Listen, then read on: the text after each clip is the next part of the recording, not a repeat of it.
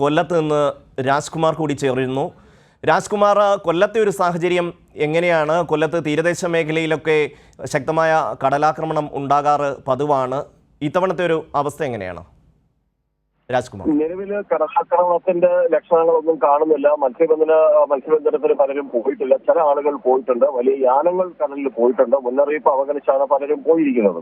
അതേസമയം നമ്മുടെ കൊല്ലത്തിന്റെ നഗരപ്രദേശങ്ങളിൽ, അതായത് മങ്ങാട് ഉൾപ്പെടുന്ന മങ്ങാട്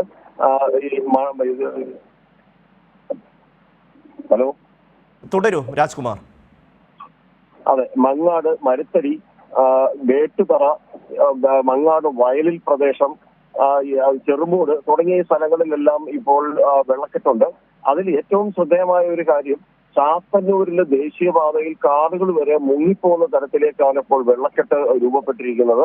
അവിടെ നിർമ്മാണം നടക്കുന്നതുകൊണ്ട് പല സ്ഥലത്തും ഇതിന്റെ വെള്ളം ഒഴുകിപ്പോകുന്നതിന് ഒരു സാധ്യത അടഞ്ഞിരിക്കുന്നു. ഇപ്പൊ ദേശീയപാത അതോറിറ്റിയുടെ ഉന്നത ഉദ്യോഗസ്ഥർ അങ്ങോട്ടേക്ക് തിരിച്ചിട്ടുണ്ടെന്ന് അല്പം മുമ്പ് കൊല്ലം ജില്ലാ കളക്ടർ ദേവിദാസിന് ബന്ധപ്പെട്ടപ്പോൾ അദ്ദേഹം പറഞ്ഞു.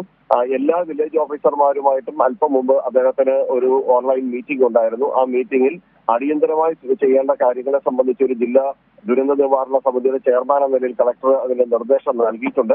ഇപ്പോൾ താഴ്ന്ന പ്രദേശങ്ങളിലെല്ലാം വെള്ളം കയറിക്കൊണ്ടിരിക്കുന്നു. കോട്ടത്തകാവ് ക്ഷേത്രം, അതിന്റെ പരിസരം മൊത്തവും ഇപ്പോൾ വെള്ളത്താൽ ചുറ്റപ്പെട്ടിരിക്കുകയാണ്. അവിടെ മണ്ഡപം എല്ലാം വെള്ളത്തിനടിയിലാണ്. അതുപോലെ താഴ്ന്ന പ്രദേശങ്ങൾ അതുപോലെ കിഴക്കൻ മേഖലയിൽ വ്യാപകമായ കാറ്റടിച്ചതിനെ തുടർന്ന് അവിടെ മരങ്ങൾ പലതും കടപുരുകി വീണു.